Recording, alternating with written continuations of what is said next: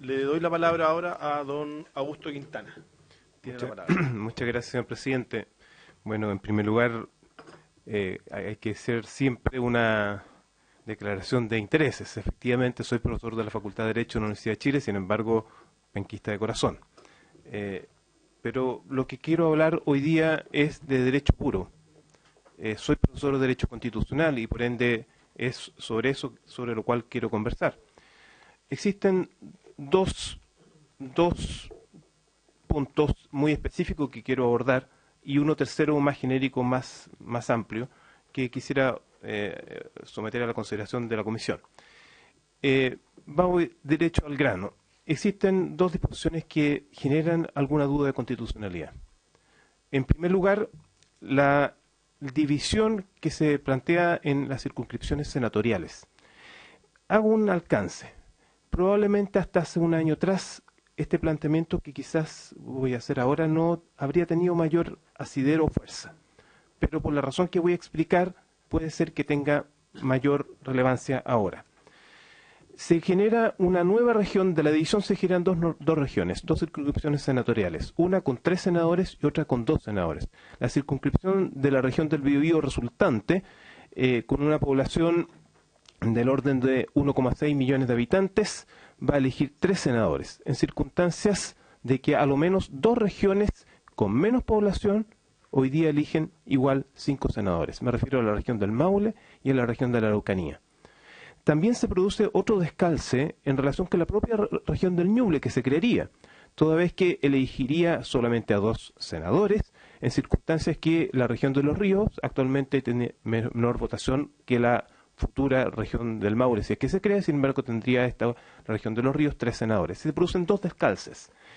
Esta falta de proporcionalidad entre la población y finalmente el número de senadores que se eligen, insisto, probablemente hasta hace un año atrás no habría significado mayor discusión jurídica. Sin embargo, en el último año, me atrevo a decir, en la jurisprudencia del Tribunal Constitucional se ha ido asentando el denominado principio de proporcionalidad.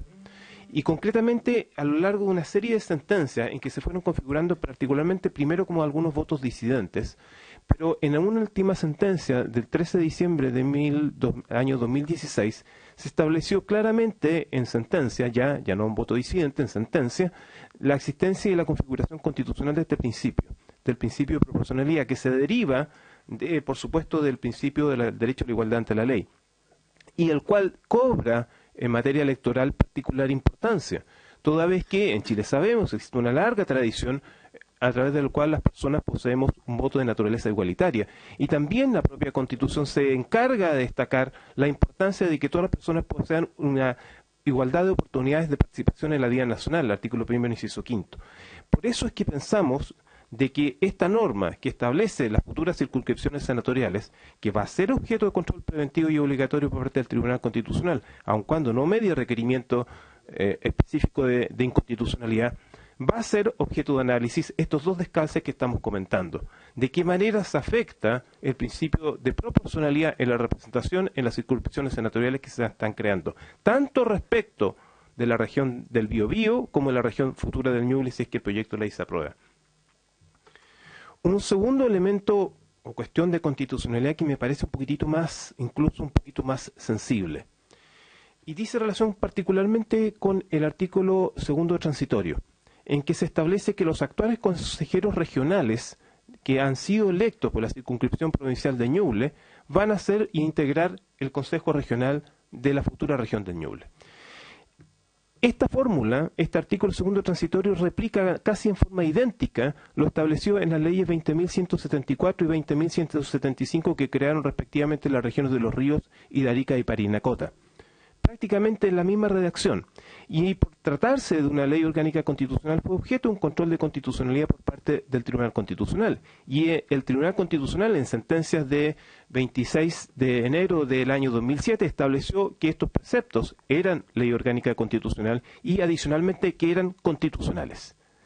Pareciera entonces que no hay problema, es una idéntica redacción sobre las cuales el Tribunal Constitucional ya se pronunció. Sin embargo, existe un cambio muy significativo entre el año 2007 y el año en que estamos, en que bien sabemos que hoy por hoy los consejeros regionales son electos por medio de votación directa, por sufragio universal. Y en ese entonces los consejeros regionales eran electos por los concejales municipales. Lo que se está afectando aquí es un mandato popular. Es decir, un órgano constitucionalmente establecido como los consejos regionales, particularmente el Consejo Regional del Biobío, hoy vigente, que está integrado por consejeros regionales electos popularmente, sin embargo, por un mandato de una ley, este Consejo Regional va a ver afectada su actual integración. Esto es tan grave como que el día de mañana existe una reforma constitucional en que se altere la duración del mandato presidencial y esto afecte al presidente en curso. Es así de grave, porque lo que está alterando es el principio de la representación popular y el mandato popular. Y eso afecta tanto a la actual región, constituida por consejeros regionales ya electos, como también a la futura región del Ñuble, toda vez que lo que las normas vigentes establecen es que estos consejos regionales sean electos mediante votación popular de la región respectiva, lo que tampoco acontecería con los consejeros regionales de la futura región del Ñuble en esta norma transitoria que estamos comentando. Esta norma, por ser también ley orgánica constitucional, va a ser objeto de constitucionalidad por parte del Tribunal Constitucional, pero esta vez consideramos que existe un elemento significativo nuevo que probablemente induzca al excelentísimo Tribunal Constitucional a alterar su jurisprudencia anterior. Evidentemente que esta última norma, una eventual inconstitucionalidad de esta disposición, no altera el proyecto de ley en su conjunto, toda vez que a lo sumo lo que podría haberse alterado, y en ese caso es lo que me permitiría recomendar, señor presidente, es que se ajusten los tiempos de implementación para el evento en que se insista y se apruebe este proyecto de ley, se modifiquen en su caso los tiempos de implementación de la creación de la región del Ñuble para los efectos de que no se produzca el defecto que estamos anotando y que, insisto, es o puede tener una incidencia mucho más significativa que el primer comentario que decía relación con la falta de proporcionalidad con las circunscripciones senatoriales. Pero, señor presidente, hay un tercer punto, que es el que me parece más sustantivo y que tiene que ver con una pregunta. Una pregunta que es básica. ¿Qué es una región? ¿Qué es una región? En una primera lectura, la lectura que podríamos decir tradicional, se ha entendido que es una unidad que forma parte de la división política administrativa del país. Es una unidad de naturaleza territorial sobre la cual se estructura la división política administrativa del país. ¿Qué es este proyecto, entonces, bajo esa lógica tradicional? Es simplemente una reestructuración del Estado. Es una reforma al Estado. Es simplemente un proyecto de ley que establece una división territorial a los efectos de establecer y configurar una presencia estatal distinta en este territorio. Eso es desde una perspectiva tradicional. Aquí vienen las concepciones de cada cual. Pero para quien habla, una región no es una división política administrativa del país. Es primordialmente una región, una comunidad de personas. Y aquí conviene tener a la vista, señor presidente, y por su intermedio también el resto de los honorables diputados que integran esta comisión, tener presente cómo se ha ido configurando la descentralización política en otras experiencias comparadas.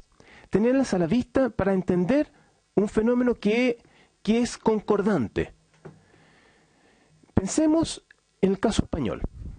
Las comunidades autónomas españolas, mediante lo dispuesto en el artículo 151 de la Constitución Española del año 78, se establece allí que para poder constituir una región autónoma es preciso en un procedimiento, pero ese procedimiento que establece hitos concretos, pero uno de ellos es un plebiscito de todas las unidades territoriales que desean formar parte de esa comunidad.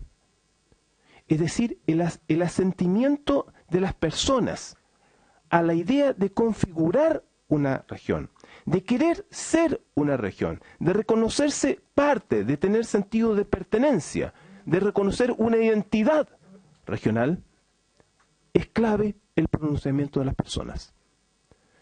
Algunas otras constituciones, por ejemplo, la Constitución costarricense, en su artículo 168, establece una regla particular a lo que estamos comentando. Cada vez que, conforme a la Constitución costarricense, se desee o se plantee crear una nueva provincia sobre la base de la división de las actuales provincias, nuevamente se hace necesario una consulta popular, un plebiscito vinculante.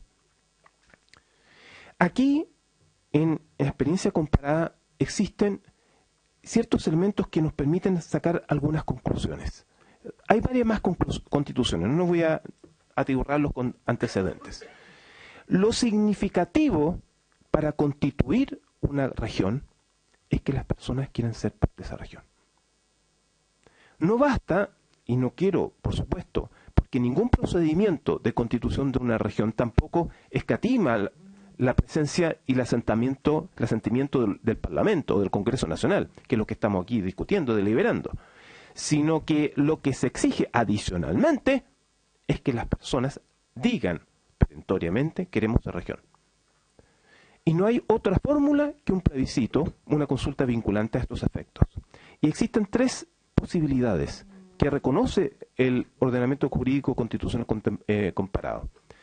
Un plebiscito de naturaleza nacional, un plebiscito que involucre exclusivamente a la región afectada cuando se trata de un proceso de división, o incluso en algunos casos, particularmente al territorio que desea obtener la autonomía que se plantea.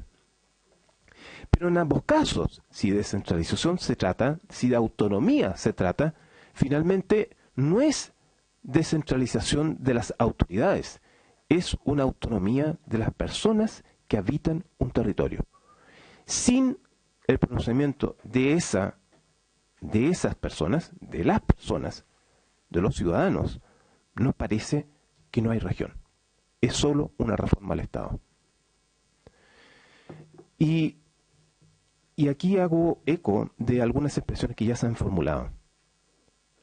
Una reforma al Estado sin un asentamiento sólido, fundado, deliberado, de las personas que forman parte de la futura región y de la que es objeto del desmembramiento, me parece que no es un buen comienzo. Voy a citar también adicionalmente un principio porque es básico, el principio de la consulta. En estos territorios también hay comunidades indígenas. Y el convenio 169, cuando se plantea el tema de la consulta a los pueblos originarios, se lo plantea como una idea de gobernabilidad, un proyecto de gobernabilidad, de que las decisiones que afecten a estas personas, a estos pueblos, puedan contar con un proceso de deliberación previo en los cuales ellos se sientan parte, de tal manera que las decisiones, las medidas legislativas o cualquier otro orden que se establezcan, finalmente cuenten y tengan posibilidad y viabilidad y por supuesto sean honrosas y respetuosas de sus derechos y costumbres. La pregunta, ¿qué hay detrás de valioso detrás de ese proceso? Más allá de que se trate de pueblos originarios o no, es la consideración a las personas que habitan en un territorio determinado. Si esta ley se aprueba, como aconteció en el año 2007 con la ley de Arica, de Parinacota y con la región de los ríos, de la noche a la mañana, por un acto legislativo, por supuesto legítimo y conforme a la Constitución del Parlamento chileno, va a acontecer que esas personas que al día anterior habitaban en una región, al día siguiente van a ser parte de otra. Esa persona podrá estar de acuerdo, podrá no estar de acuerdo, podrá estar convencida o no podrá estar no convencida. Lo único que esa persona sí puede tener a ciencia cierta es que no fue consultada. Muchas gracias, señor presidente. Muchísimas gracias a Augusto Quintana por su intervención.